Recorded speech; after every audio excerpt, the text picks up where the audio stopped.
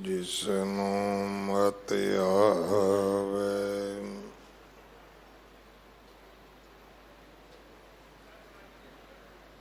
ਸੋ ਸਤਿਗੁਰ ਮਾਹੀ ਸਮਾਨ।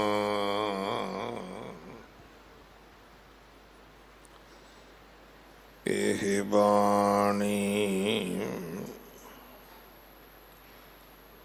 ਜੋ ਜੀਉ ਜਾਣੈ ਤਿਸ ਅੰਤਰ ਰਵੈ ਹਰਿ ਨਾਮ।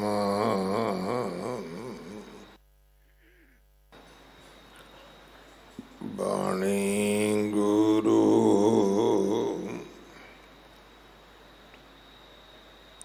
ਗੁਰੂ ਹੈ ਬਾਣੀ।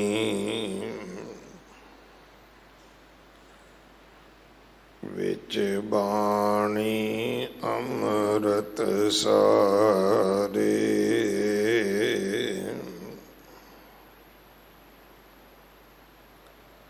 ਗੁਰ ਬਾਣੀ ਕਹੈ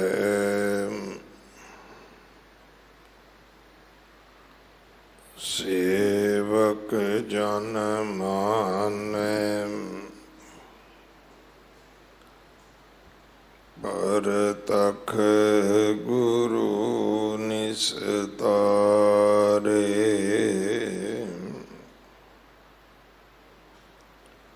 ਬਾਣੀ ਬਿਰਲੋ ਵਿਚਾਰਸੀ।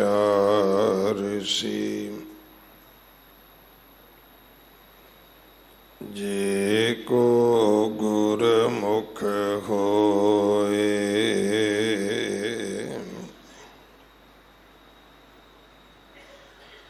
ਇਹ ਬਾਣੀ ਮਹਾਂਪੁਰਖ ਕੀ। ਨਿਜ ਘਰ ਵਾਸਾ ਹੋਏ।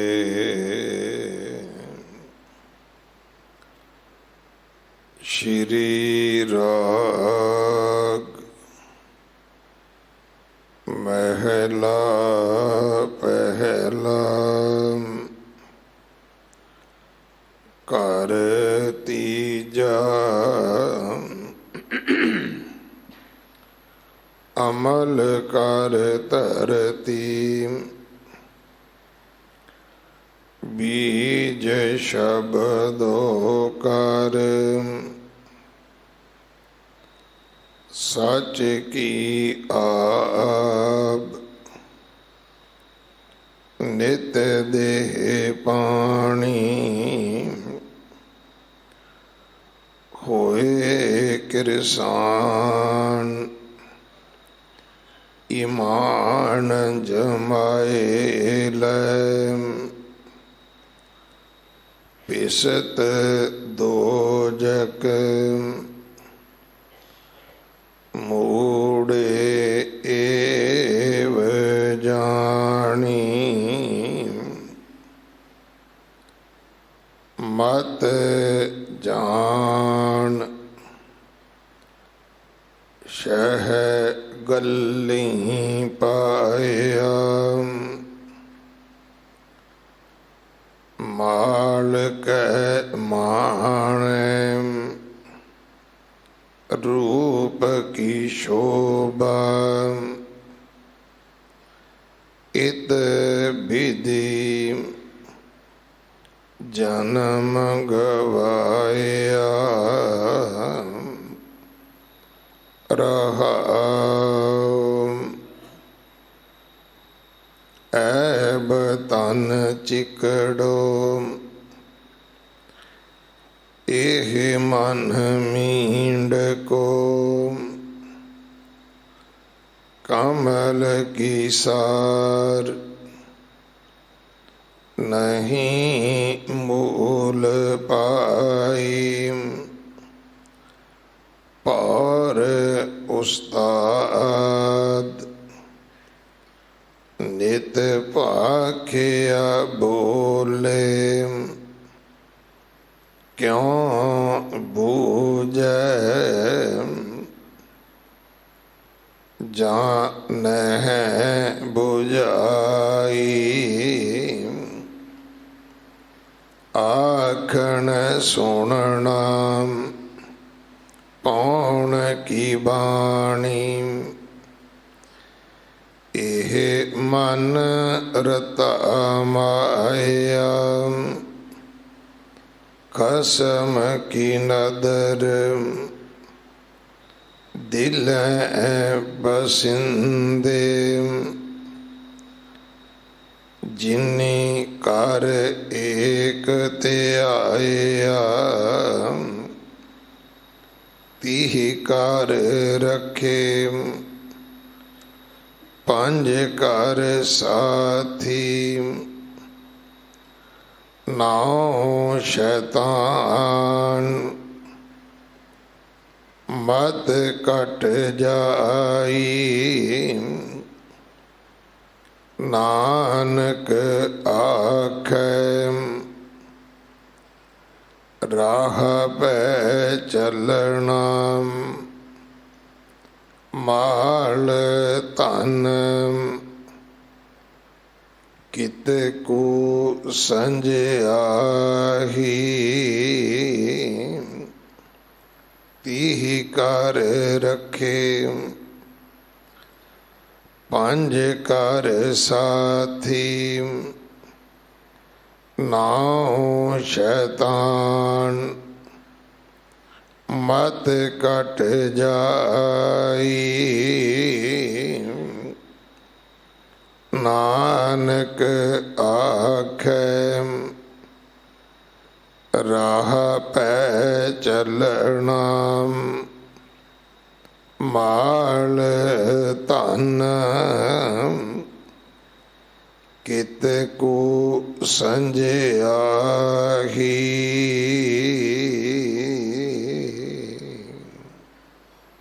वाहिगुरु जी का खालसा वाहिगुरु जी की फतेह। ये पावन शब्द जो श्री राग अंदर जगत गुरु गुरु नानक साहब महाराज जी दे पवित्र मुख तो उच्चारण होया। श्री गुरु ग्रंथ साहिब पातशाह महाराज जी दे 24 अंग ते दर्ज है।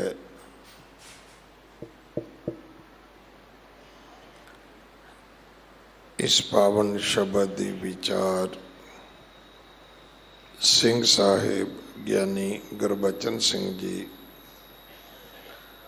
साबका जथेदार श्री अकाल तखत साहिब आप जी नूं सरवण करवाउणगे। एक दिन दा उन्हां दा समा है साडे पास।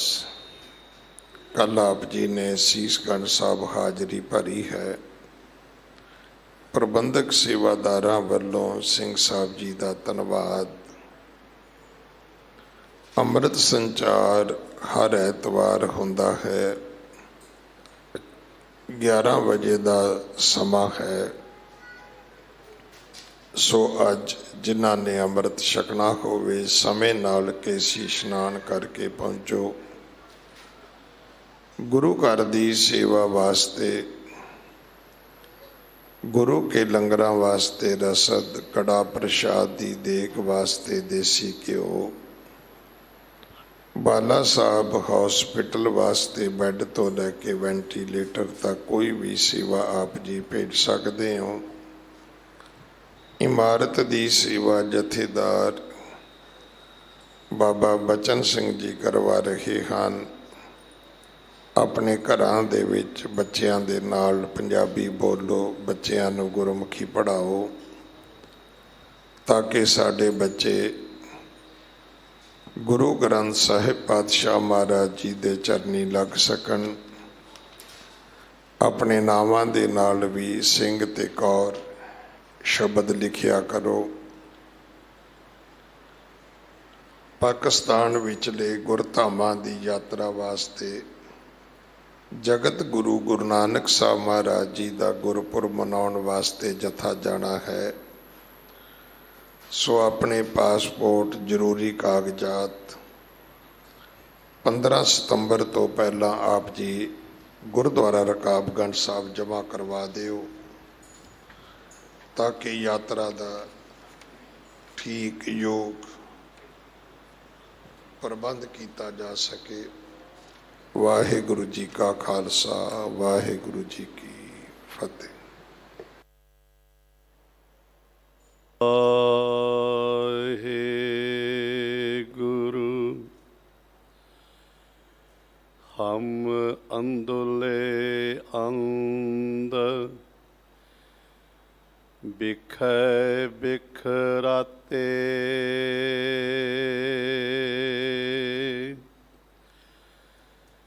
ਕਿਉ ਚਾਲਾਂ ਗੁਰ ਚਾਲੀ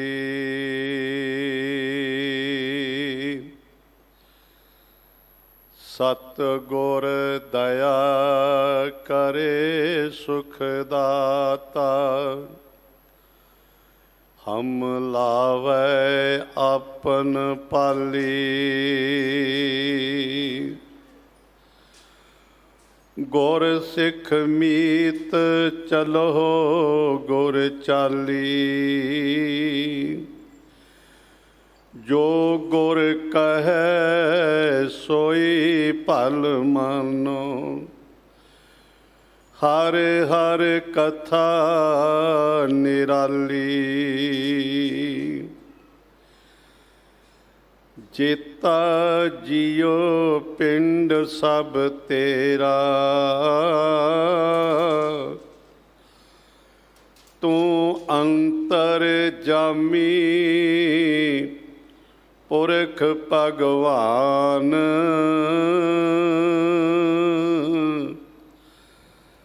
ਦਾਸਨ ਦਾਸ ਕਹੈ ਜਨ ਨਾਨਕ ਜੇਹਾ ਤੂੰ ਕਰਾਏ ਤੇਹਾ ਹਉ ਕਰੀ ਵਖਿਆ ਦਾਸਨ ਦਾਸ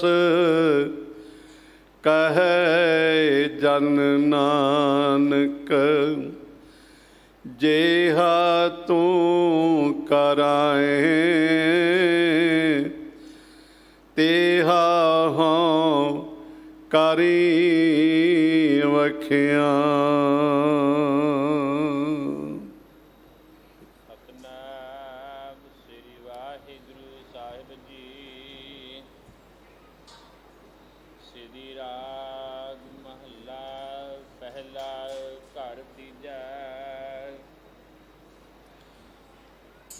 ਅਮਲ ਕਰ ਧਰਤੀ ਬੀਜ ਸ਼ਬਦ ਕਰ ਸੱਚ ਕੀ ਆਪ ਨਿਤ ਦੇਹ ਬਾਣੀ ਹੋਏ ਕਿਰਸਾਨ ਇਮਾਨ ਜਮਾਏ ਲੈ ਫਿਸਤ ਦੋ ਜਕ ਮੂੜੈ ਏਵ ਜਾਣੀ। ਪਤਤ ਪਾਵਨ ਭਗਤ ਵਛਲ ਸਰਬ ਸ਼ਕਤੀਮਾਨ ਮੁਕਤੀ ਦਾਤੇ ਰੂਹਾਨੀਅਤ ਦੇ ਮੁਜੱਸਮੇ ਕਲਯੁਗ ਦੇ ਬੋਹਿਤ ਜੁਗੋ ਜੁਗ ਅਟਲ ਸਾਹਿਬ ਸ੍ਰੀ ਗੁਰੂ ਗ੍ਰੰਥ ਸਾਹਿਬ ਜੀ ਦੀ ਪਾਵਨ ਪਵਿੱਤਰ ਗੋਦ ਸਤਿਗੁਰਾਂ ਦੇ ਮਹਾਨ ਪਾਵਨ ਪਵਿੱਤਰ ਅਸਥਾਨ ਬਾਲਾ ਪ੍ਰੀਤਮ ਸਾਹਿਬ ਸ੍ਰੀ ਗੁਰੂ ਹਰਕ੍ਰਿਸ਼ਨ ਸਾਹਿਬ ਜੀ ਦੇ ਪਾਵਨ ਸਥਾਨ ਗੁਰਦੁਆਰਾ ਬੰਗਲਾ ਸਾਹਿਬ ਵਿਖੇ ਸੱਜ ਬੈਠੀ ਸਤਿਗੁਰਾਂ ਦੀ ਸਾਜੀ ਨਿਵਾਜੀ ਗੁਰੂ ਕੀ ਸਾਧ ਸੰਗਤ ਜੀ, ਆਪ ਜੀ ਵੱਡ ਭਾਗੀ ਹੋ। ਨੇਮ ਪ੍ਰੇਮ ਭਾਵਨਾ ਸ਼ਰਧਾ ਤੇ ਸਤਿਕਾਰ ਸਹਿਤ ਗੁਰਦੇਵ ਦੇ ਪਾਵਨ ਚਰਨਾਂ ਦੀ ਹਾਜ਼ਰੀ ਭਰ ਕੇ ਤਨ ਮਨ ਧਨ ਗੁਰੂ ਨੂੰ ਸਮਰਪ ਕਰਕੇ ਨਤਮਸਤਕ ਹੋ ਕੇ ਹਾਜ਼ਰੀਆਂ ਲਵਾ ਰਹੇ ਹੋ, ਕਿਉਂਕਿ ਸਿੱਖ ਦਾ ਗੁਰੂ ਦੇ ਨਾਲ ਇੰਨਾ ਪਿਆਰ ਹੈ। ਝੱਖੜ ਝਾਂਗੀ ਮੀਂਹੋਂ ਵਰਸੈ, ਭੀ ਗੁਰ ਦੇਖਣ ਜਾਈ, ਸਮੁੰਦ ਸਾਗਰ ਹੋਵੇ ਬਹੁ ਖਾਰਾ, ਗੁਰ ਸਿੱਖ ਲੰਘ ਗੁਰੂ ਪਹਿ ਜਾਈ।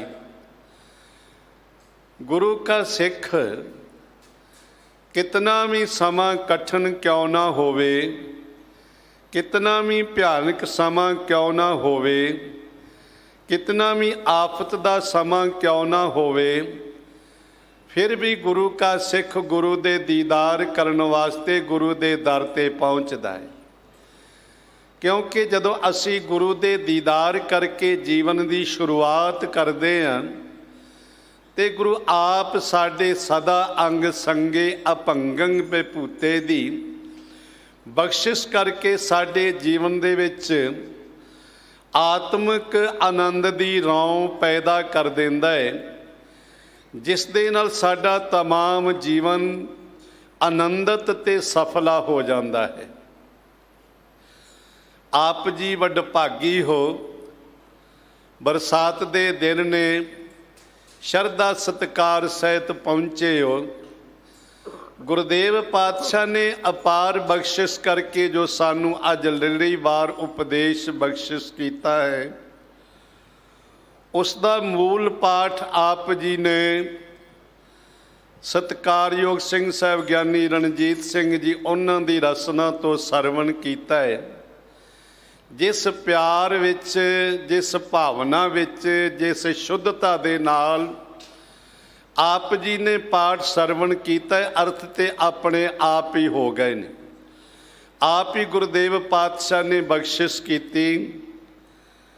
क्योंकि गुरबाणी उच्चारण करन दे विच सतगुरां दी बख्शिश होवे तां ही असीं शुद्ध पाठ कर सकते हैं। महापुरुष ये वचन कहा करते सन संत ज्ञानी गुरबचन सिंह जी खालसा जी पिंडरा वाले कि पाठ शुद्ध ते अर्थ शुद्ध, अर्थ शुद्ध शुद्ध बोध। जे पाठ शुद्ध है तो अर्थ अपने आप शुद्ध हो जाएंगे। अर्थ शुद्ध होवे ते ओदे विचों बोध ज्ञान की प्राप्ति हो जाती है। और आप जी नूं बड़े प्यार विच कुछ बेनतियां, कुछ अनाउंसमेंट की है। संगत ने प्रबंधकां दे सहयोगी बन के उलीके प्रोग्रामां दे विच चल रहीआं सेवावां दे विच जो महापुरुषां नूं ड्यूटियां दित्तियां गईयां ने, उन्हां विच अपना योगदान पा के गुरु दीआं असीसां दे पात्र बनना है। समा बहुत सीमित है।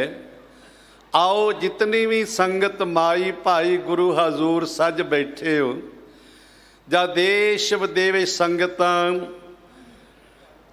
टीवी दे राही सरवण कर रही ने, कोई भी रसना खाली ना रहे। प्यार विच भिज के बुलाओ जी। वाहिगुरु जी का खालसा, वाहिगुरु जी की फतेह।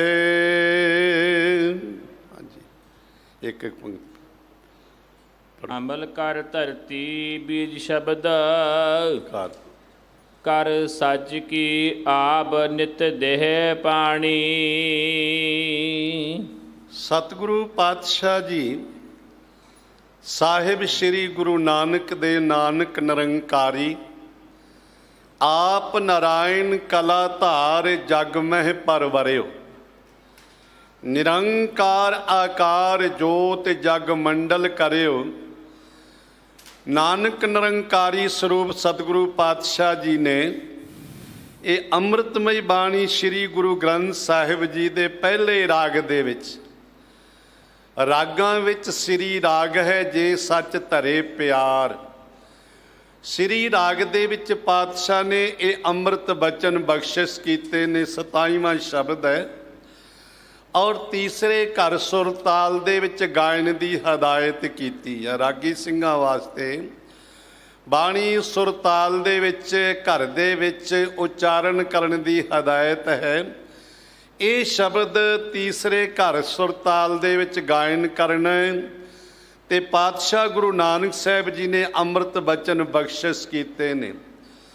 ਪਰਥਾਏ ਸਾਖੀ ਮਹਾਂਪੁਰਖ ਬੋਲਦੇ ਸਾਂਝੀ ਸਗਲ ਜਹਾਨੈ। ਗੁਰਦੇਵ ਪਾਤਸ਼ਾਹ ਨੇ ਕਈ ਐਸੇ ਅੰਮ੍ਰਿਤ ਬਚਨ ਸਾਨੂੰ ਬਖਸ਼ਿਸ਼ ਕੀਤੇ ਨੇ ਜੋ ਕਲਯੁਗੀ ਜੀਵਾਂ ਨੂੰ ਸਮਝਾਉਣ ਵਾਸਤੇ, ਕਿਉਂਕਿ ਬਾਣੀ ਕੇਵਲ ਇੱਕ ਦੇ ਨਾਲ ਸੰਬੰਧਿਤ ਨਹੀਂ, ਇੱਕ ਕਾਲ ਦੇ ਨਾਲ ਸੰਬੰਧਿਤ ਨਹੀਂ, ਇੱਕ ਕਿਸੇ ਵਿਅਕਤੀ ਦੇ ਨਾਲ ਸੰਬੰਧਿਤ ਨਹੀਂ, ਇੱਕ ਧਰਮ ਦੇ ਨਾਲ ਸੰਬੰਧਿਤ ਨਹੀਂ, ਇਹ ਸਾਰਿਆਂ ਦੇ ਵਾਸਤੇ ਹੈ। ਗੁਰਦੇਵ ਪਾਤਸ਼ਾਹ ਨੇ ਇਹ ਤਿੰਨੇ ਕਾਲਾਂ ਦੇ ਜੀਵਾਂ ਨੂੰ ਪਾਵਨ ਉਪਦੇਸ਼ ਬਖਸ਼ਿਸ਼ ਕੀਤਾ ਹੈ। ਤੇ ਕਈ ਵਾਰੀ ਅਸੀਂ ਸੰਬੋਧਨ ਕਰਨ ਵਾਸਤੇ ਕਿਸੇ ਦੇ ਰਾਹੀਂ ਕੋਈ ਬਚਨ, ਕੋਈ ਗੱਲ, ਕੋਈ ਉਪਦੇਸ਼ ਦੀ ਗੱਲ ਕਹਿਣੀ ਹੋਵੇ ਤੇ ਕਹਿੰਦੇ ਹਾਂ। ਫਰਜ਼ ਕਰੋ ਅਸੀਂ ਕਿਸੇ ਨੂੰ ਸਮਝਾਉਣਾ ਹੈ ਤੇ ਉਹਨੂੰ ਕਹਿੰਦੇ ਫਲਾਣਿਆਂ ਤੂੰ ਇਉਂ ਕੰਮ ਕਰ ਲੈ, ਆਹ ਗੱਲ ਕਰ ਲੈ। ਇਸੇ ਤਰ੍ਹਾਂ ਗੁਰਦੇਵ ਪਾਤਸ਼ਾਹ ਨੇ ਇਹ ਪਾਵਨ ਪਵਿੱਤਰ ਬਚਨ ਬਖਸ਼ਿਸ਼ ਕੀਤੇ ਨੇ। ਵੈਸੇ ਵਿਦਵਾਨਾਂ ਨੇ ਅਨੇਕਾਂ ਪ੍ਰਕਾਰ ਆਪਣੇ ਆਪਣੀ ਬੁੱਧ ਦੇ ਅਨੁਸਾਰ ਅਰਥ ਕੀਤੇ ਨੇ, ਸੰਬੋਧਨ ਵਾਚਕ ਸ਼ਬਦ ਵੀ ਉਚਾਰਨ ਕੀਤੇ ਨੇ ਤੇ ਸਾਰੇ ਜਿਤਨੇ ਟੀਕਾਕਾਰ ਨੇ ਥੋੜਾ ਥੋੜਾ ਇਹਨਾਂ ਦਾ ਆਪਣੇ ਆਪਸ ਵਿੱਚ ਦੀ ਅੰਤਰ ਹੁੰਦਾ ਹੈ, ਕਿਉਂਕਿ ਜਿਤਨੀ ਕੁ ਬੁੱਧ ਮਾਲਕ ਨੇ ਬਖਸ਼ਿਸ਼ ਕੀਤੀ ਉਹਦੇ ਅਨੁਸਾਰ ਉਹ ਅਰਥ ਕੀਤੇ ਜਾਂਦੇ ਨੇ। ਦਾਤਾਰ ਪਾਤਸ਼ਾਹ ਜੀ ਬਖਸ਼ਿਸ਼ ਕਰਦੇ ਨੇ, ਅਮਲ ਕਰ ਧਰਤੀ। ਦਾਤਾਰ ਪਾਤਸ਼ਾਹ ਗੁਰੂ ਨਾਨਕ ਸਾਹਿਬ ਜੀ ਕਹਿੰਦੇ ਨੇ ਕਾਜੀ ਨੂੰ ਸੰਬੋਧਨ ਕਰਕੇ ਕਹਿ ਲੋ ਜਾਂ ਕਿਰਸਾਨ ਨੂੰ ਸੰਬੋਧਨ ਕੀਤਾ ਹੈ, ਕਿਉਂਕਿ ਧਰਤੀ ਦਾ ਸੰਬੰਧ ਕਿਸਾਨ ਦੇ ਨਾਲ ਹੁੰਦਾ ਹੈ ਤੇ ਕਿਸਾਨ ਦਾ ਸੰਬੰਧ ਜਿਹੜਾ ਧਰਤੀ ਦੇ ਨਾਲ ਹੁੰਦਾ ਹੈ। ਧਰਤੀ ਦੇ ਨਾਲ ਜਿਵੇਂ ਆਪਾਂ ਕਹਿ ਨੇ ਨਾ ਮਿੱਟੀ ਨਾਲ ਮਿੱਟੀ ਹੋਇਆ ਰਹਿੰਦਾ ਹੈ। ਧਰਤੀ ਕਿਸਾਨ ਦੇ ਨਾਲ ਸੰਬੰਧਿਤ ਹੈ, ਕਿਸਾਨ ਧਰਤੀ ਨਾਲ ਸੰਬੰਧਿਤ ਹੈ। ਇੱਥੇ ਦਾਤਾਰ ਪਾਤਸ਼ਾਹ ਨੇ ਧਰਤੀ ਦੇ ਰਾਹੀਂ ਸਾਨੂੰ ਪਾਵਨ ਪਵਿੱਤਰ ਉਪਦੇਸ਼ ਬਖਸ਼ਿਸ਼ ਕੀਤਾ ਹੈ ਕਿ ਐ ਜੀਵ, ਐ ਇਨਸਾਨ ਰੂਪੀ ਕਿਸਾਨ, ਕੀ ਕਰਨਾ ਤੂੰ ਅਮਲ ਕਰ ਧਰਤੀ। ਅਮਲ ਕਹਿੰਦੇ ਨੇ ਸ਼ਬਦ ਜਿਹੜਾ ਨਾ ਇਹ ਵੀ ਫਾਰਸੀ ਦਾ ਸ਼ਬਦ ਹੈ। ਅਨੇਕ ਪ੍ਰਕਾਰ ਦੇ ਅਰਥ ਨੇ ਅਮਲ ਸ਼ਬਦ ਦੇ, ਤਕਰੀਬਨ 8 ਇਸ ਦੇ ਅਰਥ ਕੀਤੇ ਨੇ। ਪਰ ਵਿਦਵਾਨ ਕਹਿੰਦੇ ਜਥਾ ਪ੍ਰਸੰਗ ਤਥਾ ਅਰਥਾ, ਜਿਸ ਤਰ੍ਹਾਂ ਦਾ ਪ੍ਰਸੰਗ ਚੱਲਦਾ ਹੈ ਉਸੇ ਤਰ੍ਹਾਂ ਦਾ ਉਹਦਾ ਅਰਥ ਹੋ ਜਾਂਦਾ ਹੈ। ਇਸ ਲਈ ਦਾਤਾਰ ਪਾਤਸ਼ਾਹ ਨੇ ਭਾਵੇਂ ਅਮਲ ਦੇ ਕਈ ਅਰਥ ਨੇ, ਇੱਥੇ ਅਮਲ ਤੋਂ ਭਾਵ ਹੈ ਸ਼ੁਭ ਕਰਨੀ, ਚੰਗੀ ਕਰਨੀ, ਸ਼ੁਭ ਕਰਨੀ ਰੂਪੀ ਜਿਹੜਾ ਅਮਲ ਹੈ ਨਾ। ਕਿਉਂਕਿ ਇੱਕ ਵਿਦਵਾਨ ਨੇ ਬੜੀ ਪਿਆਰੀ ਇੱਕ ਗੱਲ ਕਹੀ, ਉਹ ਕਹਿੰਦੇ ਨੇ ਅਮਲ ਸੇ ਜ਼ਿੰਦਗੀ ਬਣਤੀ ਹੈ ਜन्नत पी जहन्नम पी, लेकिन ये अपनी फितरत से ना नूरी है ना नारी है। ये जिंदगी अमल दे नाल बनती है। इसे लिए साहब कहते अमल जे कीते दुनी विच दरगाह आए कम। इसलिए पातशाह कहते जे चंगे काम इत्थे दुनिया विच कीते ने, चंगी करनी करतूत कीती है ते ਉਹ ਅੱਗੇ परमात्मा दी दरगाह दे विच काम आवेगी, क्योंकि उत्थे किसी ने किसी की सहायता नहीं करनी। अमल सिरानो लेखा देना, आए कठन दूत जम लैना, उत्थे भी अमल सिखिया सतगुरु पातशाह ने। इसलिए शुभ करनी जेड़ी है, करनी करतूत जेड़ी है, चंगे कर्म करने ने, कर धरती, इन्हां नूं धरती बना लै। जिवें धरती दे विच अनेक प्रकार दे जीव जंतु फल पौधे आदिक पैदा हुंदे ने। सतगुरु महाराज सच्चे पातशाह ने ते शरीर नूं भी धरती कहा है। खेत शरीर जो बीजिया सो अंत खलो आया है। ਗੁਰਦੇਵ ਪਾਤਸ਼ਾਹ ਕਹਿੰਦੀ ਚੰਗੇ ਕਰਮ ਕਰਨੇ ਨੇ, ਅਮਲ ਕਰਨੇ ਨੇ। ਜੈ ਕਰਨੀ ਤੈ ਪੂਰੀ ਮਤ, ਕਰਨੀ ਬਾਝੋਂ ਘੱਟੇ ਘੱਟ। ਕਰਨੀ ਸ਼ੁਭ ਕਰਨੀ ਤੋਂ ਬਿਨਾਂ ਘਾਟਾ ਹੀ ਘਾਟਾ ਏ। ਚੰਗੇ ਕਰਮ ਨਹੀਂ ਤੇ ਇਸ ਮਾਤ ਲੋਕ ਵਿੱਚ ਵੀ ਘਾਟਾ ਏ ਤੇ ਅੱਗੇ ਪਰਲੋਕ ਦੇ ਵਿੱਚ ਵੀ ਘਾਟਾ ਏ।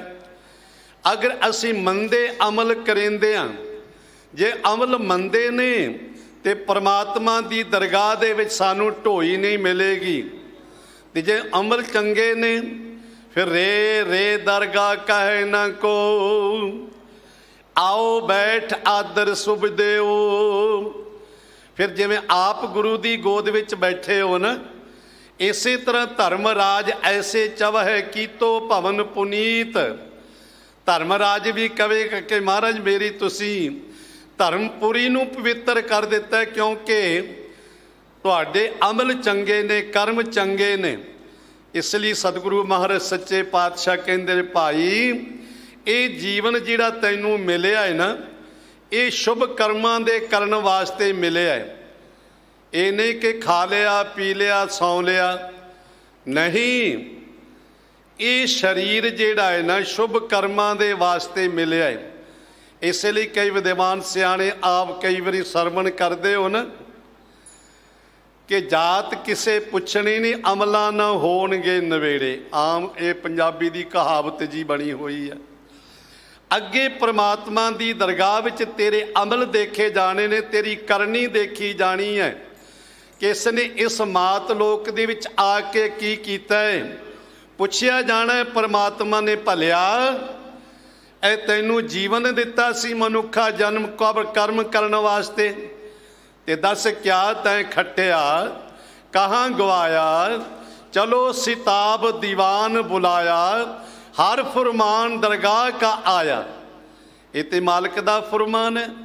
ਪੁੱਛਿਆ ਜਾਣਾ ਵੀ ਤੂੰ ਕੀ ਕਮਾ ਕੇ ਲਿਆਇਆ, ਕੀ ਗਵਾ ਕੇ ਆਇਆ। ਸਵਾਸਾਂ ਰੂਪੀ ਪੂੰਜੀ ਸਾਨੂੰ ਬਖਸ਼ਿਸ਼ ਕੀਤੀ ਹੈ। ਸਵਾਸਾਂ ਰੂਪੀ ਪੂੰਜੀ ਨਾਲ ਚੰਗੇ ਅਮਲ ਕਰਿੰਦੇ ਹਨ। ਚੰਗੇ ਸ਼ੁਭ ਅਮਲ ਕਰਨ ਵਾਸਤੇ ਜੀਵਨ ਮਿਲਿਆ, ਸਵਾਸ ਮਿਲੇ ਨੇ। ਇਸ ਲਈ ਪਾਤਸ਼ਾਹ ਕਹਿੰਦੇ ਨੇ ਕਿ ਸ਼ੁਭ ਕਰਮਾਂ ਰੂਪੀ ਚੰਗੇ ਅਮਲ ਕਰਕੇ, ਚੰਗੀ ਕਰਨੀ ਕਰਕੇ ਇਹ ਧਰਤੀ ਬਣਾਉਣੀ ਕਰ, ਤੇ ਉਹ ਧਰਤੀ ਵਿੱਚ ਬੀਜ ਬੀਜਿਆ ਜਾਂਦਾ ਹੈ। ਕਿਸਾਨ ਬੀਜ ਬੀਜਣ ਤੋਂ ਪਹਿਲੋਂ ਧਰਤੀ ਨੂੰ ਸਵਾਰਦਾ ਹੈ, ਤੇ ਜੇ ਧਰਤੀ ਨੂੰ ਸਵਾਰਿਆ ਹੀ ਨਾ ਜਾਵੇ, ਉਹਦੇ ਵਿੱਚ ਕੋਈ ਘਾਹ ਆਦਿਕ ਹੋਵੇ ਤੇ ਬੀਜਿਆ ਹੋਇਆ ਬੀਜ ਵੀ ਕੁਛ ਨਹੀਂ ਕਰਦਾ ਹੈ। ਤੇ ਜੇ ਧਰਤੀ ਸਾਡੀ ਸ਼ੁੱਧ ਨਹੀਂ ਹੈ, ਤੇ ਜੇ ਧਰਤੀ ਸ਼ੁਭ ਨਹੀਂ ਤੇ ਜਿਤਨਾ ਮਰਜੀ ਦਾਨ ਪੁੰਨ ਪੂਜਾ ਪਾਠ ਕਰ ਲਵੋ ਕਿਸੇ ਅਰਥ ਨਹੀਂ ਹੈ। ਕਿਉਂਕਿ ਸਾਹਿਬ ਕਹਿੰਦੇ ਕੱਲਰ ਖੇਤੀ ਬੀਜੀਐ ਕਿਉਂ ਲਾਹਾ ਪਾਵੇ। ਕੱਲਰ ਦੀ ਖੇਤੀ ਵਿੱਚ, ਕੱਲਰ ਦੀ ਧਰਤੀ ਵਿੱਚ ਬੀਜ ਤੇ ਬੀਜਿਆ, ਮਿਹਨਤ ਵੀ ਕੀਤੀ ਹੈ, ਪਰ ਕੁਝ ਲਾਹਾ ਪ੍ਰਾਪਤ ਨਹੀਂ ਹੋਇਆ, ਕਿਉਂਕਿ ਉੱਥੇ ਬੀਜ ਨੇ ਉੱਗਣਾ ਹੀ ਨਹੀਂ, ਜੰਮਣਾ ਹੀ ਨਹੀਂ ਹੈ। ਇਸ ਲਈ ਕਿਸਾਨ ਪਹਿਲੋਂ ਧਰਤੀ ਨੂੰ ਸਵਾਰਦਾ ਹੈ, ਉਹਨੂੰ ਵਾਹੁੰਦਾ ਹੈ, ਸੁਹਾਗਦਾ ਹੈ, ਰੌਣੀ ਕਰਦਾ ਹੈ, ਵੱਤਰ ਆਉਣ ਤੇ ਬੀਜ ਬੀਜਦਾ ਹੈ, ਤੇ ਇੱਕ ਇੱਕ ਬੀਜ ਹਜ਼ਾਰਾਂ ਗੁਣਾ ਹੋ ਕੇ ਫਲਦੇ ਨੇ। ਸਿੱਖਾ ਤੇਰਾ ਜੀਵਨ ਵੀ ਇਸੇ ਤਰ੍ਹਾਂ ਹੀ ਹੈ। ਤੂੰ ਵੀ ਇੱਕ ਕਿਸਾਨ ਦੀ ਤਰ੍ਹਾਂ ਹੈ। ਚੰਗੇ ਕਰਮਾਂ ਦੀ ਧਰਤੀ ਬਣਾ ਲੈ, ਤੇ ਉਸ ਨੂੰ ਸਵਾਰਨ ਦੇ ਵਾਸਤੇ ਜਿਹੜੇ ਵਿਸ਼ੇ ਵਿਕਾਰਾਂ ਰੂਪੀ ਉਹਦੇ ਵਿੱਚ ਘਾਈ ਬੂਟੀ ਹੈ ਨਾ, ਉਸ ਨੂੰ ਕੱਢ ਦੇ। ਉਹਦੇ ਵਿੱਚ ਹੰਗਤਾ ਰੂਪੀ ਕਲਰ ਨਾ ਪੈਣ ਦੇ, ਤਦੋਂ ਤੇਰਾ ਬੀਜਿਆ ਹੋਏ। ਇੱਕ ਵਾਰੀ ਕਿਹਾ ਸਤਨਾਮ ਵਾਹਿਗੁਰੂ, ਇੱਕ ਵਾਰੀ ਰਾਮ ਕਿਹਾ, ਅੱਲਾ ਕਿਹਾ, ਤੇਰਾ ਜੀਵਨ ਤਬਦੀਲ ਹੋ ਜਾਏਗਾ। ਕਿਉਂਕਿ ਤੇ ਸਾਹਿਬਾਂ ਨੇ ਬਖਸ਼ਿਸ਼ ਕੀਤੀ ਨੇ, ਏਕ ਚਿੱਤ ਜੇ ਇੱਕ ਛਿਨ ਧਿਆਇਓ, ਕਾਲ ਫਾਸ ਕੇ ਬੀਚ ਨਾ ਆਇਓ। ਇਕਾਗਰ ਹੋਇਆ ਚਿੱਤ, ਤੇ ਇਕਾਗਰ ਹੋਏ ਚਿੱਤ ਵਿੱਚੋਂ ਨਿਕਲ ਗਿਆ ਪ੍ਰਮਾਤਮਾ ਦਾ ਨਾਮ, ਤੇ ਕਾਲ ਦੀ ਫਾਸੀ ਕੱਟੀ ਜਾਣੀ ਹੈ। ਇਸ ਕਰਕੇ ਸ਼ੁਭ ਕਰਮਾਂ ਰੂਪੀ ਧਰਤੀ ਬਣਾ ਕੇ ਬੀਜ ਸ਼ਬਦੋ ਕਰ, ਉਹਦੇ ਵਿੱਚ ਗੁਰੂ ਦੇ ਸ਼ਬਦ ਦਾ ਬੀਜ ਪਾਉਣਾ ਕਰ, ਭਾਵ ਕਿ ਪ੍ਰਮਾਤਮਾ ਦੇ ਨਾਮ ਦਾ ਬੀਜ ਬੀਜਣਾ ਕਰ। ਤੇ ਬੀਜ ਬੀਜ ਦਿੱਤਾ ਹੈ, ਸੱਚ ਕੀ ਆਬ ਨਿਤ ਦੇਹ ਪਾਣੀ। ਉਹਦੇ ਵਿੱਚ ਫਿਰ ਸਤਿਗੁਰੂ ਪਾਤਸ਼ਾਹ ਕਹਿੰਦੇ ਸੱਚ ਕੀ ਆਬ ਨਿਤ ਦੇਹ ਪਾਣੀ। ਆਬ ਸ਼ਬਦ ਵੀ ਫਾਰਸੀ ਦਾ ਹੈ, ਆਬ ਵੀ ਪਾਣੀ ਨੂੰ ਕਹਿੰਦੇ ਨੇ, ਪਰ ਇੱਥੇ ਸਤਿਗੁਰਾਂ ਨੇ ਪਾਣੀ ਸ਼ਬਦ ਵੀ ਵਰਤਿਆ। ਆਪ ਵੀ ਪਾਣੀ ਨੂੰ ਕਹਿੰਦੇ ਨੇ, ਪਾਣੀ ਸ਼ਬਦ ਵੀ ਵਰਤਿਆ ਇੱਥੇ ਸਤਿਗੁਰੂ ਪਾਤਸ਼ਾਹ ਜੀ ਨੇ। ਇਸ ਕਰਕੇ ਆਪ ਤੋਂ ਭਾਵ ਇੱਥੇ ਹੈ ਆਦਤ, ਸੁਭਾਅ। ਚੰਗਾ ਸੁਭਾਅ ਬਣਾ ਲੈ, ਚੰਗੀ ਆਦਤ ਬਣਾ ਲੈ, ਤੇ ਚੰਗੀ ਆਦਤ ਜਿਹੜੀ ਸੱਚ ਦੀ, ਸੱਚ ਬੋਲਣ ਦੀ ਆਦਤ ਹੈ, ਸੱਚ ਬੋਲਣ ਦਾ ਸੁਭਾਅ ਹੈ, ਪਰਉਪਕਾਰ ਕਰਨ ਦਾ ਸੁਭਾਅ ਹੈ, ਸੇਵਾ ਕਰਨ ਦਾ, ਸਿਮਰਨ ਕਰਨ ਦੀ ਆਦਤ ਬਣ ਗਈ। ਨਿਤਾ ਪ੍ਰਤੀ ਗੁਰੂ ਘਰ ਵਿੱਚ ਆ ਕੇ ਸੇਵਾ ਕੀਤੀ, ਸੰਗਤ ਕੀਤੀ, ਇਹ ਚੰਗਾ ਸੁਭਾਅ ਹੈ। ਇਹ ਚੰਗਾ ਸੁਭਾਅ ਰੂਪੀ ਨਿਤਾ ਪ੍ਰਤੀ ਪਾਣੀ ਦੇਣਾ ਹੈ। ਸਿੰਘ ਸਾਹਿਬ ਜੀ ਬੈਠੇ ਨੇ, ਖੇਤੀ ਕਰਦੇ ਰਹੇ ਨੇ, ਰੋਜ਼ਾਨਾ ਖੇਤੀ ਨੂੰ ਪਾਣੀ ਨਹੀਂ ਦਿੱਤਾ ਜਾਂਦਾ, ਰੋਜ਼ਾਨਾ ਖੇਤੀ ਨੂੰ ਪਾਣੀ ਨਹੀਂ ਦਿੱਤਾ ਜਾਂਦਾ, ਨਹੀਂ ਤੇ ਮਰ ਜਾਏਗੀ। ਜਿੱਥੇ ਪਾਣੀ ਖਲੋ ਜਾਏ ਉਹ ਖੇਤੀ ਮਰ ਜਾਂਦੀ ਹੈ। ਤੇ ਖੇਤੀ ਨੂੰ ਪਾਣੀ ਚਾਹੀਦਾ ਵੀ ਹੈ, ਪਰ ਲੋੜ ਦੇ ਅਨੁਸਾਰ ਚਾਹੀਦਾ ਹੈ। 15 ਦਿਨੀ ਚਾਹੀਦਾ ਹੈ, ਕੋਈ 10 ਦਿਨੀ, 8 ਦਿਨੀ ਚਾਹੀਦਾ। ਸਤਿਗੁਰੂ ਤਾਂ ਕਹਿੰਦੇ ਸੱਚ ਕੀ ਆਪ ਨਿਤ ਦੇ ਪਾਣੀ। ਭਈ ਨਿਤਾ ਪ੍ਰਤੀ ਪਾਣੀ ਦਿਓ। ਪਾਣੀ ਕਿਹੜਾ ਹੈ? ਉਹ ਚੰਗਾ ਆਦਤ ਬਣਾ ਲੈ, ਚੰਗਾ ਸੁਭਾਅ ਬਣਾ ਲੈ, ਤੇ ਸੁਭਾਅ ਤੇਰਾ ਹੋਵੇ ਤੇ ਤੇਰੇ ਜੀਵਨ ਵਿੱਚ ਸੱਚ ਹੋਣਾ ਚਾਹੀਦਾ। ਕਿਉਂਕਿ ਸਤਿਗੁਰੂ ਕਹਿੰਦੇ ਸੱਚੋ ਉਰੈ ਸਭ ਕੋ ਉੱਪਰ ਸੱਚ ਆਚਾਰ। ਅਮਲ ਆਚਾਰ ਵੀ ਹੈ। ਤੇ ਸਤਿਗੁਰੂ ਮਹਾਰਾਜ ਸੱਚੇ ਪਾਤਸ਼ਾਹ ਕਹਿੰਦੇ ਸੱਚ ਜਿਹੜਾ ਹੈ, ਜਿਨ੍ਹਾਂ ਦੇ ਪਾਸ ਸੱਚ ਹੈ ਨਾ, ਉਹ ਪਰਮਾਤਮਾ ਦੀ ਦਰਗਾਹ ਵਿੱਚ ਸਤਿਕਾਰੇ ਜਾਂਦੇ ਨੇ। ਉਹ ਲੋਕ ਤੇ ਪਰਲੋਕ ਵਿੱਚ ਉਹਨਾਂ ਦਾ ਸਤਿਕਾਰ ਹੁੰਦਾ ਜਿਨ੍ਹਾਂ ਦੇ ਪੱਲੇ ਸੱਚ ਹੈ। ਵਿਆਖਿਆ ਨਾ ਕਰਾਂ, ਸਮਾਂ ਨਹੀਂ ਹੈ। ਇਸ ਲਈ ਗੁਰਦੇਵ ਪਾਤਸ਼ਾਹ ਕਹਿੰਦੇ ਚੰਗੀ ਆਦਤ, ਚੰਗੀ ਆਬ, ਤੇ ਆਬ ਦਾ ਭਾਵ ਹੈ ਚਮਕ ਵੀ ਕਹਿ ਦਿੰਦੇ ਨੇ। ਭਾਵ ਕਿ ਤੇਰੀ ਆਦਤ ਐਸੀ ਬਣ ਜਾਏ, ਉਹ ਨਿਤਾ ਪ੍ਰਤੀ ਪਾਣੀ ਦੇਣਾ ਕਰ। ਹੋਏ ਕਿਰਸਾਨ ਇਮਾਨ ਜਮਾਏ ਲੈ, ਫਿਸਤ ਦੋਜਕ ਮੂੜੈ ਏਵ ਜਾਣੀ। ਇਉਂ ਕਿਰਸਾਨ ਹੋਏ ਕਿਰਸਾਨ, ਇਉਂ ਕਿਰਸਾਨ ਹੋ ਕੇ, ਇਵੇਂ ਕਿਰਸਾਨ ਵਰਗਾ ਤੂੰ ਆਪਣੇ ਆਪ ਨੂੰ ਉਦਮੀ ਬਣਾ। ਆਪ ਜੀ ਆਇਓ, ਬਰਸਾਤ ਹੋ ਰਹੀ ਹੈ, ਬੜੀ ਦੂਰ ਦੂਰ ਤੋਂ ਗੁਰੂ ਹਜ਼ੂਰ ਪਹੁੰਚੇ ਹੋ, ਇਹ ਉਦਮ ਹੈ। ਇਸੇ ਲਈ ਸਾਹਿਬ ਕਹਿੰਦੇ ਉਦਮ ਕਰੇਂਦਿਆਂ ਜੀਓ, ਕਮਾਮਦਿਆਂ ਸੁਖ ਪੁੰਚ, ਨਾਮ ਧਿਆਇਂਦਿਆਂ ਪ੍ਰਭ ਮਿਲੈ, ਨਾਨਕ ਉਤਰੀ ਚਿੰਤ। ਨਾਮ ਧਿਆਉਂਦਿਆਂ ਸਾਰੀਆਂ ਚਿੰਤਾ ਖਤਮ ਹੋ ਜਾਂਦੀਆਂ ਨੇ। ਉਦਮੀ ਬਣਨਾ ਕਿਰਸਾਨ ਦੇ ਵਾਂਗੂ। ਕਿਰਸਾਨ ਉਦਮ ਕਰਦਾ ਹੈ, ਕਿਰਸਾਨ ਉਦਮ ਕਰੇ, ਹਲ ਜੋਤੇ, ਭਾਵੇਂ ਮੀਂਹ ਪਵੇ, ਹਨੇਰੀ ਆਵੇ, ਗੜੇ ਪੈਣ, ਝੱਖੜ ਚੱਲੇ, ਗਰਮੀ ਹੋਵੇ, ਸਰਦੀ ਹੋਵੇ, ਤੇ ਰਾਤ ਨੂੰ ਹੋਵੇ ਨਾ ਕਿਰਸਾਨ ਦੀ, ਜੱਟ ਦੀ ਪਾਣੀ ਦੀ ਵਾਰੀ, ਉਹ ਇਹ ਨਹੀਂ ਦੇਖਦਾ ਬਾਹਰ ਕੱਕਰ ਪੈਂਦਾ ਹੈ, ਇਹ ਨਹੀਂ ਦੇਖਦਾ ਬਾਹਰ ਹਨੇਰੀ ਚੱਲ ਰਹੀ ਹੈ, ਉਹ 1 ਮਿੰਟ ਵੀ ਆਪਣੀ ਪਾਣੀ ਦੀ ਵਾਰੀ ਤੋਂ ਖੁੰਝਦਾ ਨਹੀਂ। ਕਿਉਂ? ਜੇ ਖੁੰਝ ਗਿਆ ਤੇ ਸਾਲ ਭਰ ਪਛਤਾਉਣਾ ਪਵੇਗਾ, ਖੇਤੀ ਨਹੀਂ ਬੀਜ ਸਕੇਗਾ, ਆਪ ਵੀ ਆਪਣਾ ਪੇਟ ਨਹੀਂ ਪਾਲ ਸਕੇਗਾ, ਦੂਸਰਿਆਂ ਦਾ ਵੀ ਨਹੀਂ ਪਾਲਣਾ ਕਰ ਸਕੇਗਾ। ਇਸ ਲਈ ਕਿਸਾਨ ਵਰਗਾ ਉਦਮੀ ਬਣ। ਇਉਂ ਕਿਰਸਾਨ ਬਣ ਕੇ ਈਮਾਨ ਜਮਾਏ ਲੈ, ਈਮਾਨ ਪੈਦਾ ਕਰ ਲੈ। ਭਾਵ ਕਿ ਆਪਣਾ ਜੀਵਨ ਈਮਾਨ ਦੇ ਵਿੱਚ ਲਿਆਉਣਾ ਕਰ। ਤੇਰੇ ਜੀਵਨ ਵਿੱਚ ਕੋਈ ਮੁਲੰਮਾ, ਕੋਈ ਪਾਪ, ਕੋਈ ਐਸਾ ਦਿਖਾਵਾ ਨਹੀਂ ਹੋਣਾ ਚਾਹੀਦਾ। ਤੇ ਫਿਰ ਕੀ ਹੋਵੇਗਾ? ਪਿਸਤ ਦੋਜਕ ਮੂੜੇ ਏਵ ਜਾਣੀ। ਮੂਰਖਾ, ਇਉਂ ਤੈਨੂੰ ਪਤਾ ਲੱਗੇਗਾ ਕਿ ਦੋਜਕ ਕੀ ਹੈ ਤੇ ਪਿਸਤ ਕੀ ਹੈ। ਮੂੜੇ ਸ਼ਬਦ ਇੱਥੇ ਥੋੜਾ ਭਾਰਾ ਕਰਕੇ ਉਚਾਰਨ ਕਰਨਾ ਹੈ।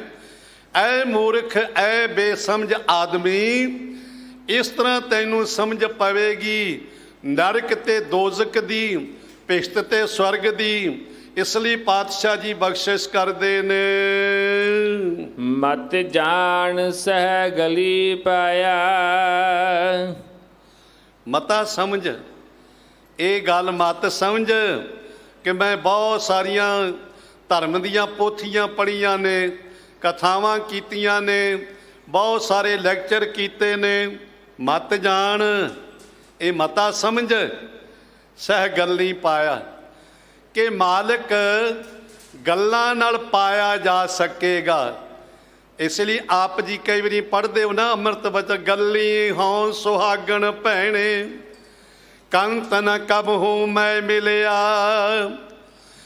ਪੁੱਛਿਆ ਗੁਆਂਢਣ ਨੇ ਸੁਹਾਗਣ ਨੂੰ, ਭੈਣੇ ਤੂੰ ਬਹੁਤ ਆਨੰਦਿਤ ਹੈ ਤੇ ਆਪਣੇ ਕੰਤ ਨੂੰ, ਆਪਣੇ ਪਤੀ ਨੂੰ ਕਿਵੇਂ ਪ੍ਰਾਪਤ ਕੀਤਾ ਹੈ? ਤੇ ਉਹ ਅੱਗੋਂ ਕਹਿ ਦੇਵੇ ਕਿ ਗੱਲੀ ਹੋ ਸੁਹਾਗਣ ਭੈਣੇ, ਭੈਣੇ ਮੈਂ ਤੇ ਗੱਲਾਂ ਨਾਲ ਹੀ ਸੁਹਾਗਵੰਤੀ ਆ, ਮਾਲਕ ਤੇ ਮੈਨੂੰ ਮਿਲਿਆ ਹੀ ਨਹੀਂ। ਤੇ ਜੇ ਪਤੀ ਮਿਲਿਆ ਹੀ ਨਹੀਂ ਤੇ ਸੁਹਾਗਵੰਤੀ ਕਾਹਦੀ ਹੈ?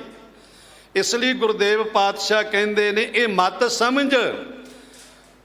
ਆਪਣੇ ਇਸ ਨੂੰ ਕੁਐਸਚਨ ਕਹਿੰਦੇ ਨੇ ਕਿ ਭਾਵ ਕਿ ਮਤ ਜਾਣ, ਮਤਾ ਸਮਝ, ਇਹ ਨਾ ਸਮਝ ਕਿ ਗੱਲਾਂ ਨਾਲ ਪਰਮਾਤਮਾ ਦੀ ਪ੍ਰਾਪਤੀ ਹੋ ਜਾਏਗੀ। ਗੱਲਾਂ ਨਾਲ ਕੜਾ ਨਹੀਂ ਬਣਾਏ ਜਾ ਸਕਦੇ, ਉਹਦੇ ਵਾਸਤੇ ਰਸਤ ਚਾਹੀਦੀ ਹੈ। ਇਸ ਕਰਕੇ ਗੱਲਾਂ ਨਾਲ ਪਰਮਾਤਮਾ ਨੂੰ ਨਹੀਂ ਮਿਲਿਆ ਜਾ ਸਕਦਾ, ਉਹਦੇ ਵਾਸਤੇ ਸਾਧਨ ਕਰਨ ਦੀ ਜ਼ਰੂਰਤ ਹੈ। ਮਾਲ ਕੈ ਮਾਣੈ ਰੂਪ ਕੀ ਸੋਭਾ, ਇਤ ਬਿਧੀ ਜਨਮ ਗਵਾਇਆ। ਭਲਿਆ ਸਾਹਿਬ ਕਹਿੰਦੇ ਨੇ ਮਾਲ ਕੈ ਮਾਣੈ, ਇਹ ਮਾਲ ਧਨ ਜੋਬਨ ਆਦਿਕ ਜੋ ਹੈ, ਜੋ ਧਨ ਪਦਾਰਥ ਨੇ, ਹਾਥੀ ਘੋੜੇ ਨੇ, ਸਤਿਗੁਰੂ ਮਹਾਰਾਜ ਸੱਚੇ ਪਾਤਸ਼ਾਹ ਕਹਿੰਦੇ ਨੇ ਇਹਨਾਂ ਦੇ ਮਾਲ ਕੈ ਮਾਣੈ।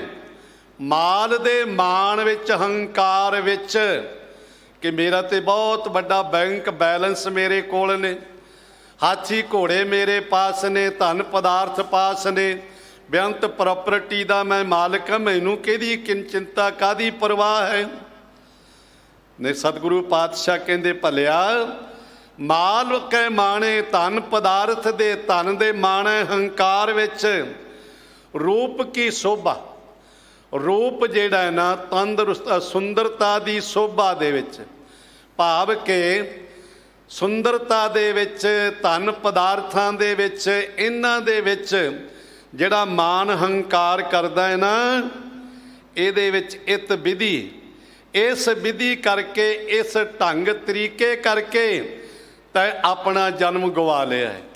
ਕਿਉਂਕਿ ਧਨ ਪਦਾਰਥਾਂ ਦੇ ਵਿੱਚ ਧਨ ਜੋਬਨ ਰੂਪ ਜਾਤ ਪੰਜੇ ਠੱਗ ਆਦਿ ਕਹੇ ਨੇ ਸਤਿਗੁਰੂ ਪਾਤਸ਼ਾਹ ਨੇ।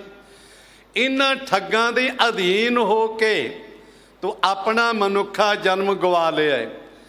ਕਿਉਂਕਿ ਸਤਿਗੁਰੂ ਮਹਾਰਾਜ ਸੱਚੇ ਪਾਤਸ਼ਾਹ ਕਹਿੰਦੇ ਨੇ ਕਿ ਤੇ ਆਏ ਮਾਲਕ ਦੇ ਦਰ ਤੇ ਕਿ ਉਹਦੇ ਨਾਲ ਰਸਾਈ ਪ੍ਰਾਪਤ ਕਰਨ ਵਾਸਤੇ, ਉਹਦੇ ਨਾਲ ਪ੍ਰੇਮ ਪਾਉਣ ਵਾਸਤੇ, ਪਰ ਭਰਿਆ ਤੂੰ ਤੇ ਆਪਣੇ ਧਨ ਪਦਾਰਥਾਂ ਦੇ ਵਿੱਚ, ਪਰਿਵਾਰ ਵਿੱਚ, ਸੁੰਦਰਤਾ ਦੇ ਵਿੱਚ, ਅਨੇਕ ਪ੍ਰਕਾਰ ਦੀ ਚਕਾ ਚੌਂਧ ਦੇ ਵਿੱਚ ਹੀ ਲੱਗ ਕੇ ਆਪਣਾ ਸਾਰਾ ਜਨਮ ਗਵਾ ਲਿਆ ਹੈ।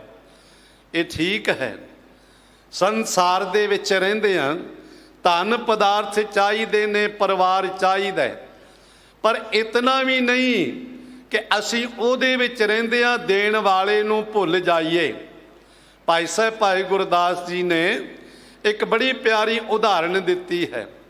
ਕਹਿੰਦੇ ਬੇੜੀ ਪਾਰ ਹੋਣ ਵਾਸਤੇ ਹੈ, ਤੇ ਜੇ ਬੇੜੀ ਦੇ ਵਿੱਚ ਅਸੀਂ ਬੈਠ ਗਏ, ਭਾਰ ਲੱਦ ਲਿਆ, ਕਿਨਾਰੇ ਪਹੁੰਚ ਗਏ, ਪਰ ਪਹੁੰਚਣ ਵਾਸਤੇ ਇੱਕ ਧਿਆਨ ਰੱਖਣ ਦੀ ਜ਼ਰੂਰਤ ਹੈ ਕਿ ਉਹ ਬੇੜੀ 2 ਉਂਗਲਾਂ ਪਾਣੀ ਤੋਂ ਉੱਪਰ ਹੋਣੀ ਚਾਹੀਦੀ ਹੈ।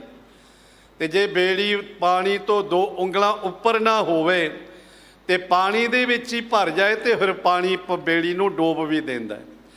ਧਨ ਚਾਹੀਦਾ, ਪਦਾਰਥ ਚਾਹੀਦੇ, ਪਰਿਵਾਰ ਚਾਹੀਦੇ ਨੇ, ਉਹ ਘਰ ਵਿੱਚ ਹੋਵੇ, ਕਾਰੋਬਾਰ ਵਿੱਚ ਹੋਵੇ, ਪਰ ਜੇ ਤੇਰੇ ਮਨ ਵਿੱਚ ਆ ਗਿਆ ਤੇ ਉਹੀ ਤੈਨੂੰ ਲੈ ਡੁੱਬੇਗਾ।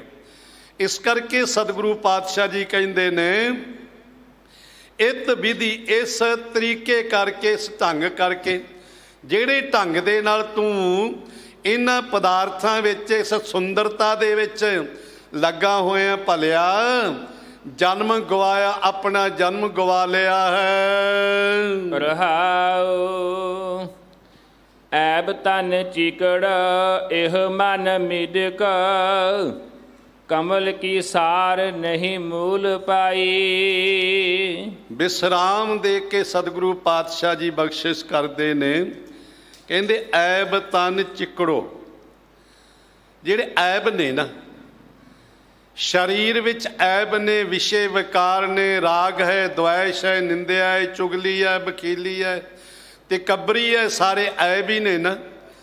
ਇਹ ਸਰੀਰ ਦੇ ਵਿੱਚ ਐਬਾਂ ਰੂਪੀ ਚਿੱਕੜ ਹੈ। ਤੇ ਆਪ ਜੀ ਜਾਣਦੇ ਹੋ ਨਾ, ਚਿੱਕੜ ਜਿਹੜਾ ਹੈ ਇਹਦੇ ਵਿੱਚ ਬਸਤਰ ਵੀ ਲਿਬੜ ਜਾਂਦੇ ਨੇ, ਪੈਰ ਵੀ ਲਿਬੜ ਜਾਂਦੇ ਨੇ। ਤੇ ਗੁਰਦੇਵ ਮਹਾਰਾਜ ਸੱਚੇ ਪਾਤਸ਼ਾਹ ਨੇ ਸਾਨੂੰ ਉਦਾਹਰਣ ਦਿੱਤੀ ਹੈ। ਇਹ ਸਰੀਰ ਵਿੱਚ ਵਿਕਾਰਾਂ ਰੂਪੀ ਚਿੱਕੜ ਹੈ ਤੇ ਚਿੱਕੜ ਦੇ ਵਿੱਚ ਇਹੋ ਮਨ ਮੀਂਡ ਕੋ, ਇਹ ਤੇਰਾ ਮਨ ਮੀਂਡ ਕੋ, ਕਹਿੰਦੇ ਡੱਡੂ ਦੀ ਨਿਆਈ ਹੈ। ਮੈਂਡਕ ਡੱਡੂ ਨੂੰ ਕਿਹਾ ਹੈ, ਇਹ ਮਨ ਰੂਪੀ ਡੱਡੂ, ਕਈਆਂ ਨੇ ਆਤਮਾ ਰੂਪੀ ਡੱਡੂ ਕੀਤਾ, ਕਰ ਖਿਮਾ ਕਰ ਦੇਣੀ। ਆਤਮਾ ਕਦੇ ਵੀ ਲੁਪਾਏ ਮਾਨ ਨਹੀਂ ਹੁੰਦੀ।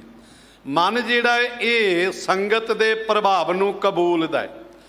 ਜੇ ਮਾੜਿਆਂ ਦੀ ਸੰਗਤ ਵਿੱਚ ਜਾਓਗੇ ਤੇ ਮਨ ਦੇ ਫੁਰਨੇ ਗਲਤ ਹੋ ਜਾਣਗੇ।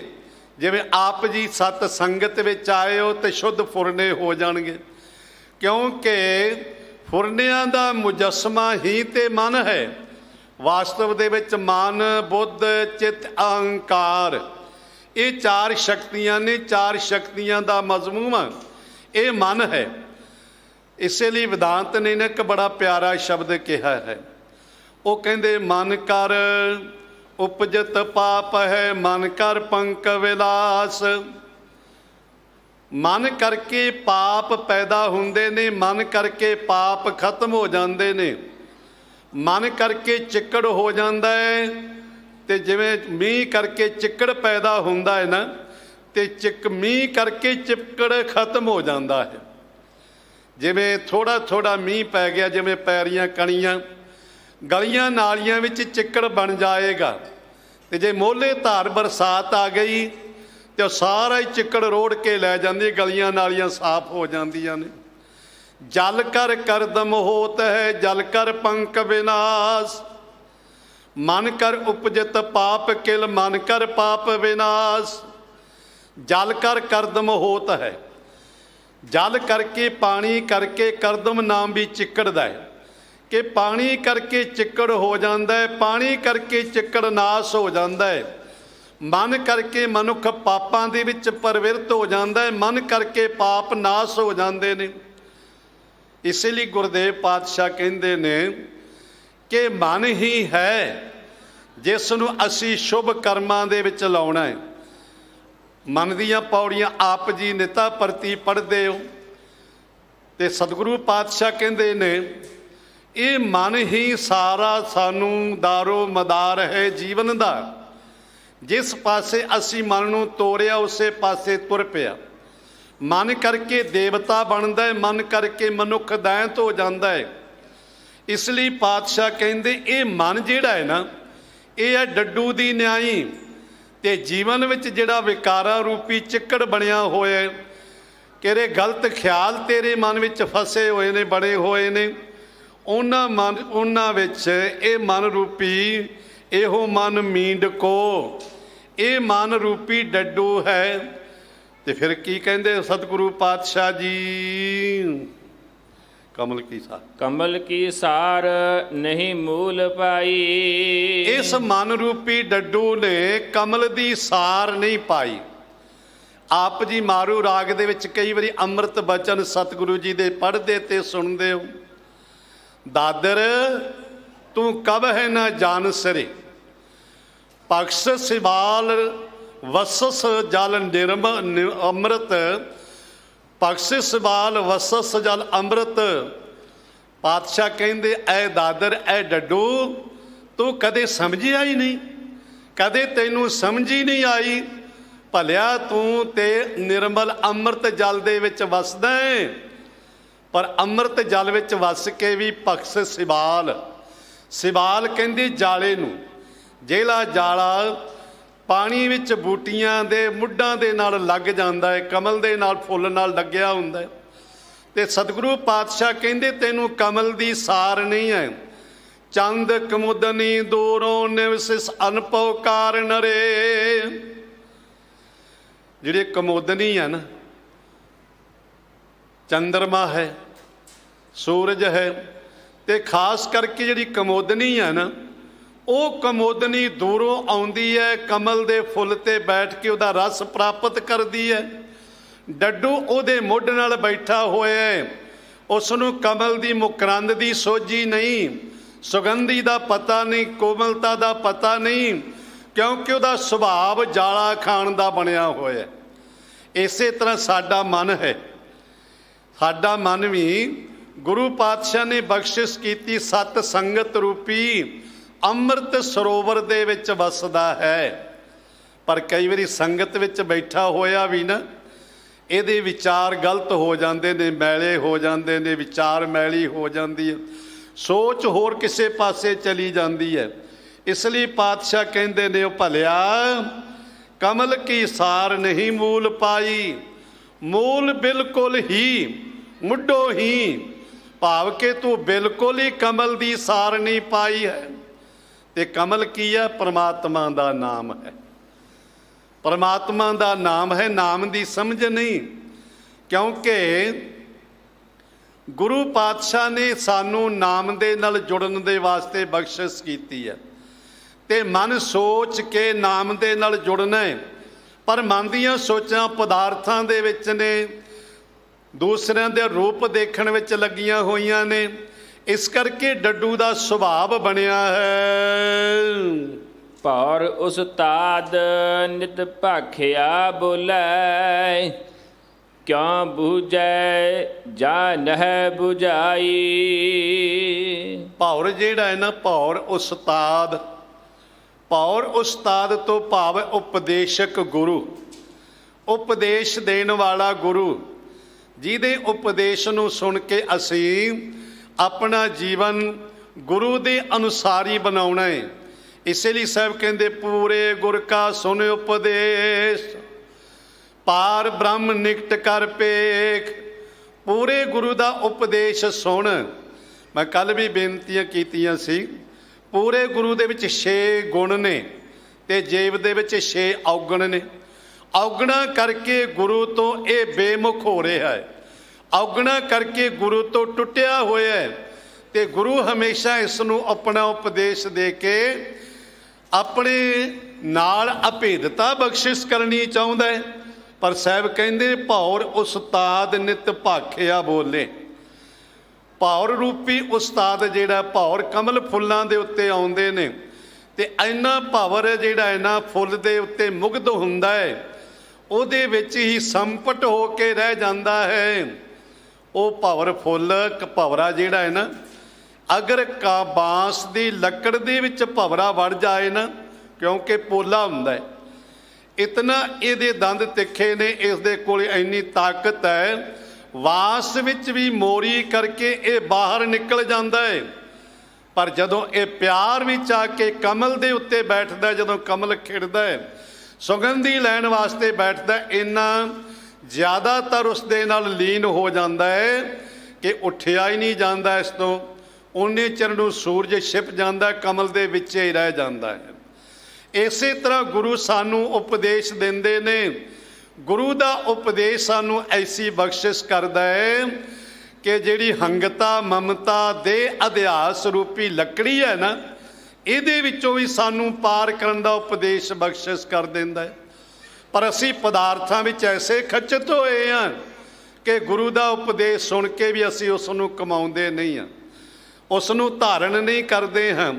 ਇਸ ਲਈ ਗੁਰ ਉਪਦੇਸ਼ ਜੋ ਭੌਰਾ ਉਪਦੇਸ਼ ਦੇਣ ਵਾਲਾ, ਇੱਥੇ ਗੁਰੂ ਰੂਪੀ ਜਿਹੜਾ ਉਪਦੇਸ਼ ਹੈ, ਭੌਰ ਉਸਤਾਦ, ਉਸਤਾਦ ਰੂਪੀ ਗੁਰੂ ਜੋ ਸਾਨੂੰ ਸਿੱਖਿਆ ਦੇਣ ਵਾਲਾ, ਭਾਖਿਆ ਬੋਲੇ, ਨੇਤਾ ਪ੍ਰਤੀ ਆਪਣੇ ਭਾਖਿਆ ਬੋਲਦਾ ਹੈ, ਭਾਵ ਕਿ ਉਪਦੇਸ਼ ਦਿੰਦਾ, ਸਾਨੂੰ ਸਮਝਾਉਂਦਾ ਹੈ, ਕਿਉਂਕਿ ਅਸੀਂ ਗੁਰੂ ਦੇ ਧੀਆਂ ਪੁੱਤਰ ਹਾਂ ਤੇ ਗੁਰੂ ਸਾਨੂੰ ਆਪਣੇ ਬੱਚਿਆਂ ਦੇ ਵਾਂਗ ਸਮਝਾਉਂਦਾ ਹੈ, ਬੱਚਿਆਂ ਦੇ ਵਾਂਗ ਸਾਨੂੰ ਪਿਆਰ ਕਰਦਾ ਹੈ। ਪਰ ਸਤਿਗੁਰੂ ਮਹਾਰਾਜ ਸੱਚੇ ਪਾਤਸ਼ਾਹ ਕਹਿੰਦੇ, ਕਿਉਂ ਬੁਝੈ ਜਾਂ ਨਹੀਂ ਬੁਝਾਈ। ਇਹ ਕਿਵੇਂ ਸਮਝੇ, ਇਹ ਕਿਵੇਂ ਸਮਝੇ ਜੀਵ ਗੁਰੂ ਦੇ ਉਪਦੇਸ਼ ਨੂੰ।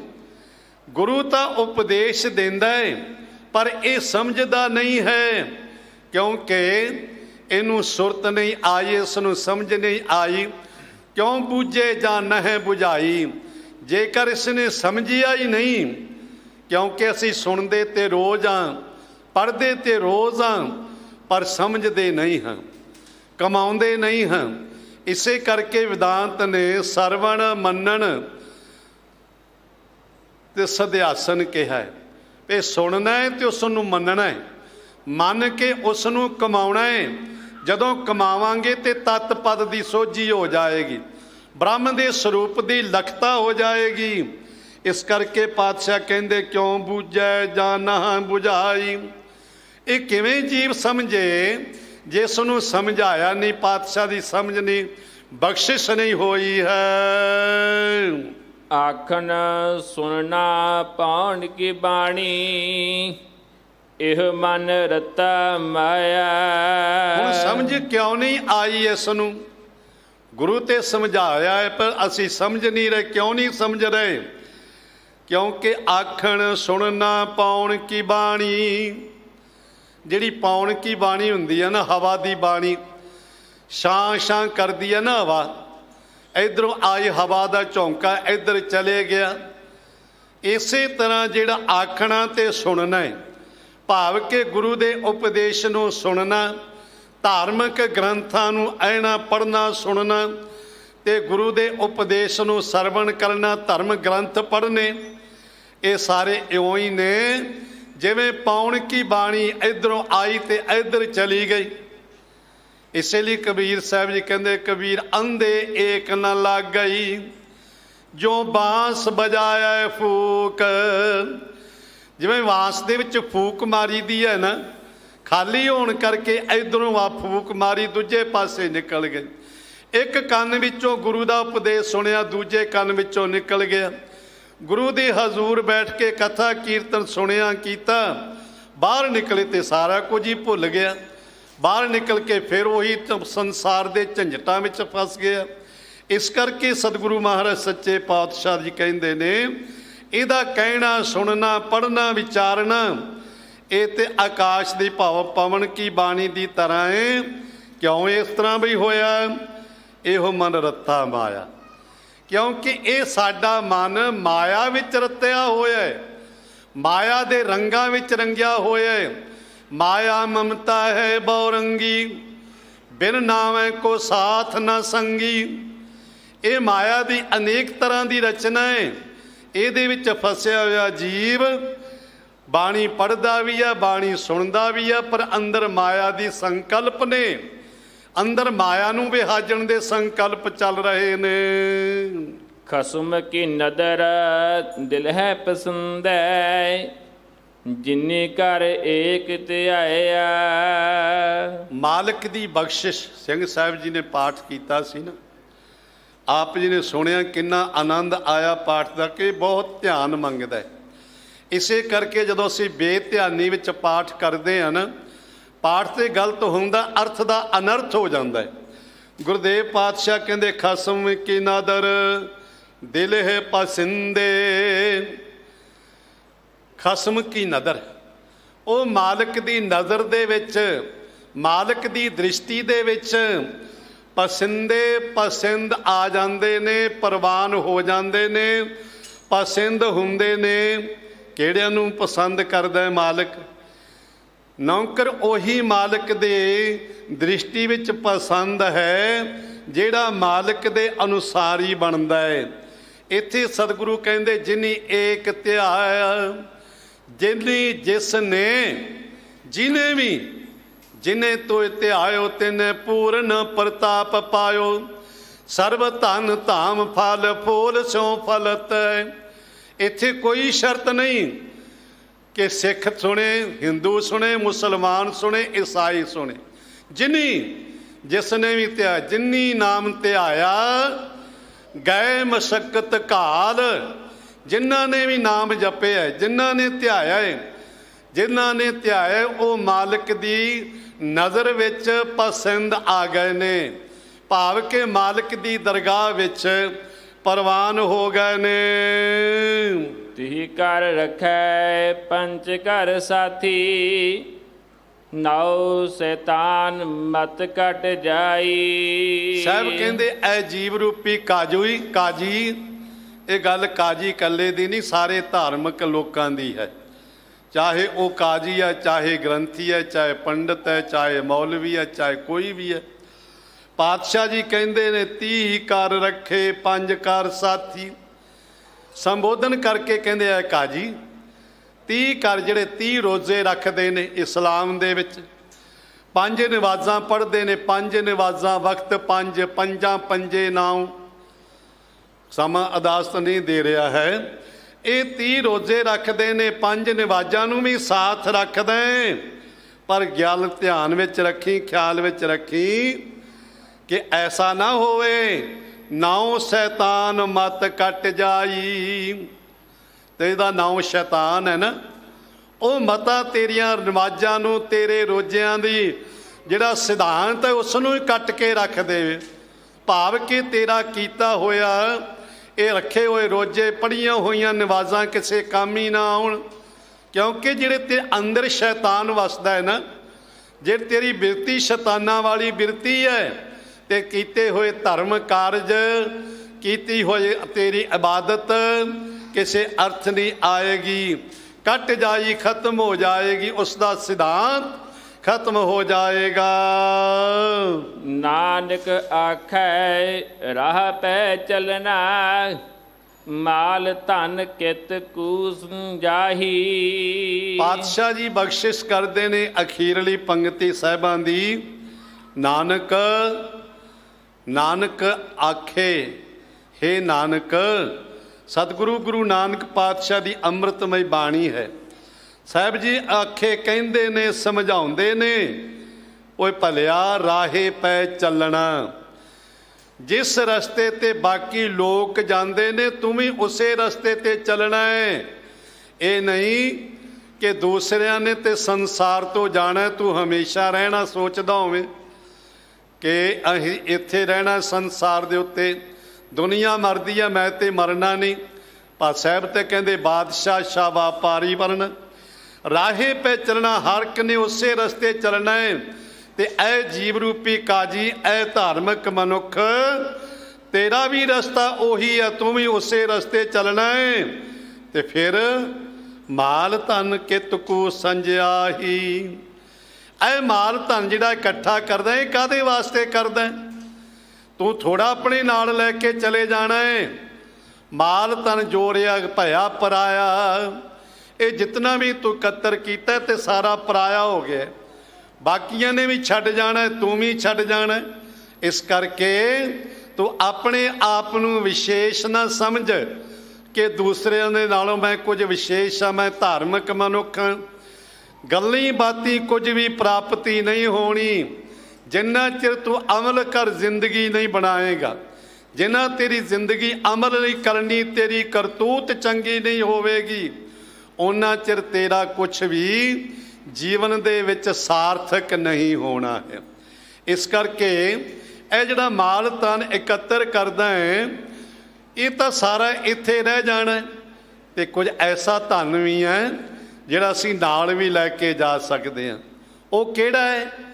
ਇਹੋ ਧਨ ਆ ਖੁੱਟ ਨਾਨਕ ਖੁੱਟੈ ਨਾ ਜਾਏ, ਪੂਰੇ ਸਤਿਗੁਰ ਦੀਆ ਦਿਖਾਏ।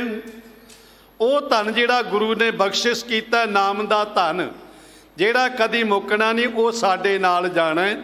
ਗੁਰੂ ਪਾਤਸ਼ਾਹ ਨੇ ਸ਼ੁਭ ਕਰਨੀ ਦੀ ਉਪਦੇਸ਼ ਸਾਨੂੰ ਬਖਸ਼ਿਸ਼ ਕੀਤਾ ਹੈ।